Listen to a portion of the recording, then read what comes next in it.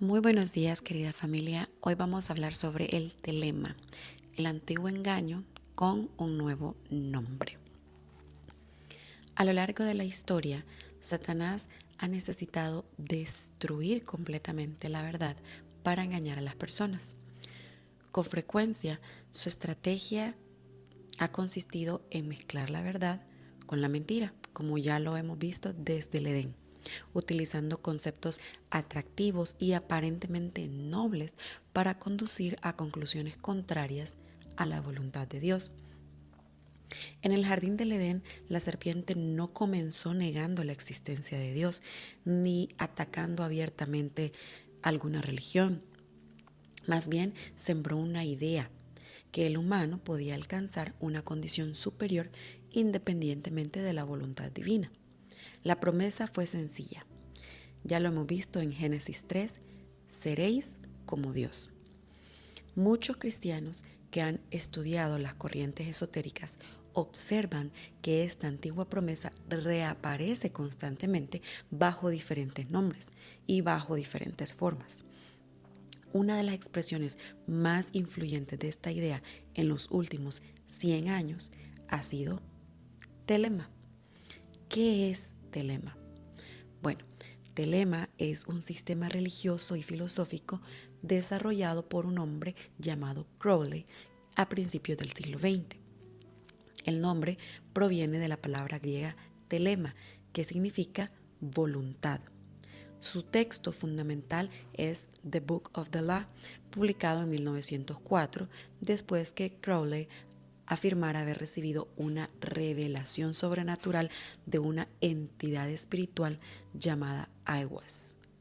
No sé si lo estaré pronunciando bien. Los seguidores de Telema consideran este libro una revelación para una nueva era espiritual de la humanidad. La enseñanza central de este libro, de esta corriente, puede resumirse en una frase: Do what thou wilt shall be the whole of the law. Haz tu voluntad, será toda la ley. Y una segunda frase que la complementa es: Love is the law, love under will. El amor es la ley, amor bajo la voluntad. Y esas expresiones suelen sonar positivas para quien las escucha por primera vez. Sin embargo, para comprenderlas correctamente es necesario examinar qué significa realmente voluntad dentro de esta doctrina telemita.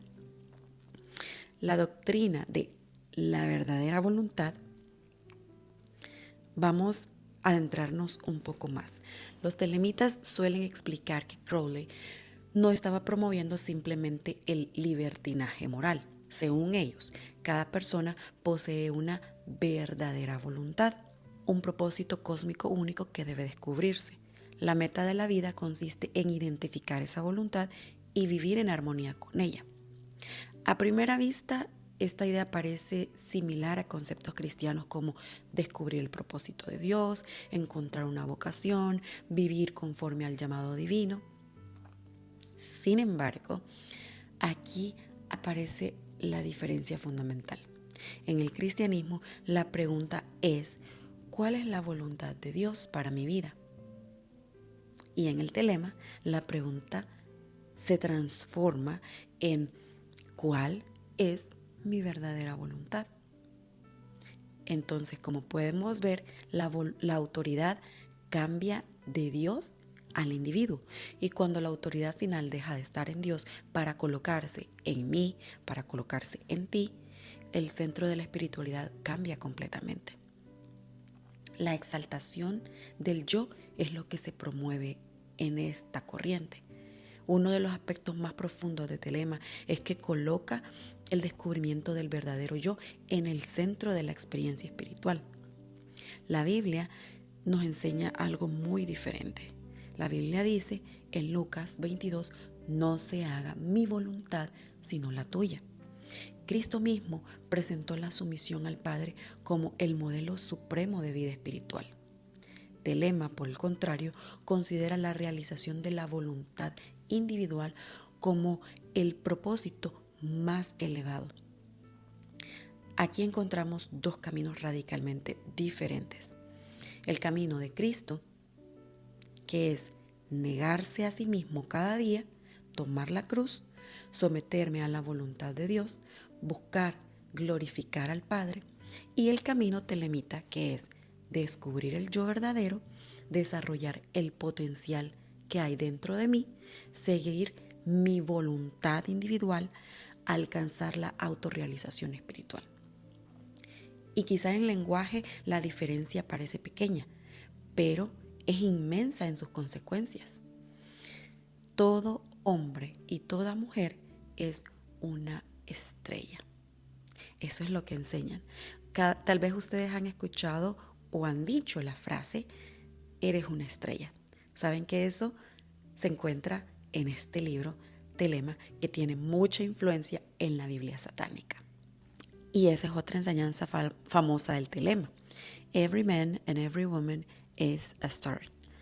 Crowley utilizaba la estrella como un símbolo autónomo que sigue su propia órbita. La idea resulta atractiva porque apela al deseo humano de singularidad y de propósito. Sin embargo, desde una perspectiva bíblica existe un contraste muy importante. La Escritura enseña que el ser humano encuentra significado en relación con su Creador. Telema enseña que el individuo encuentra significado principalmente dentro de sí mismo.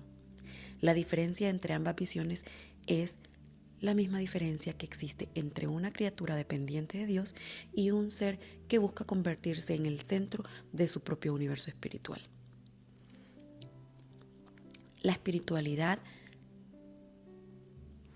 aquí es donde entra la espiritualidad sin arrepentimiento, porque uno de los rasgos más característicos de muchas corrientes esotéricas modernas es que ofrecen espiritualidad sin necesidad de arrepentimiento. Ellos dicen, hablan de energía, de conciencia, de un despertar espiritual, de una evolución interior, de un poder personal, pero rara vez hablan de pecado, de arrepentimiento, de redención, de una cruz, de obediencia. Telema sigue este mismo patrón y la Biblia enseña que el problema fundamental del ser humano es justamente el pecado. El telema enseña que el problema principal es que ignoramos nuestra propia voluntad.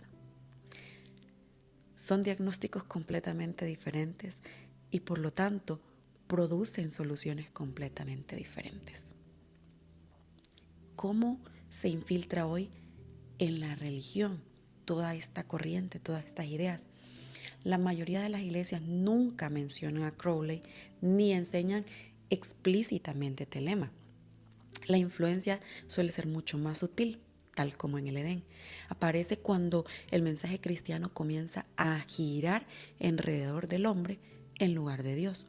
Por ejemplo, cuando la pregunta principal deja de ser ¿qué quiere Dios de mí? Y pasa a ser ¿qué me hace feliz? ¿Qué es lo que yo quiero? Cuando la obediencia es reemplazada por la autoexpresión, cuando la verdad es reemplazada por la experiencia, por lo que me hace sentir, cuando el arrepentimiento es reemplazado por la autoestima, cuando la voluntad de Dios es reemplazada por la realización personal. No toda enseñanza sobre propósito personal proviene de telema. Sin embargo, el mismo principio filosófico puede manifestarse en contextos muy distintos. ¿Cuál es el desafío para la iglesia? El peligro de telema no radica principalmente en sus rituales, en sus símbolos o en sus asociaciones esotéricas, porque si lo viéramos así, pondríamos un stop. Su mayor peligro radica en una idea, la creencia de que la máxima autoridad espiritual se encuentra dentro de nosotros mismos. Esta idea contradice totalmente el mensaje central del Evangelio.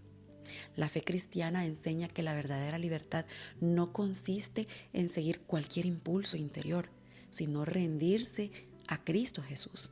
La verdadera identidad no se descubre mirando únicamente hacia adentro de nosotros mismos, se descubre contemplando a aquel que nos creó.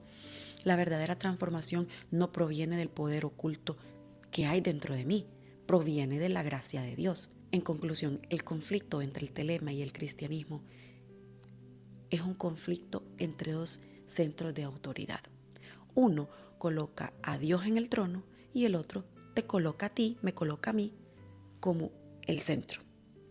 En el Edén la serpiente ofreció autonomía espiritual. Cristo ofrece reconciliación con Dios en la cruz. La serpiente prometió exaltación. Cristo enseña rendición. La serpiente dijo, seréis como Dios. Cristo dijo, sígueme. Y todavía hoy, cada ser humano debe decidir cuál de esas voces va a seguir. Hoy, tú decides qué vas a seguir. ¿Sigues a Cristo Jesús o te sigues a ti mismo? Que tengas un maravilloso día y que Dios te bendiga. Hasta pronto.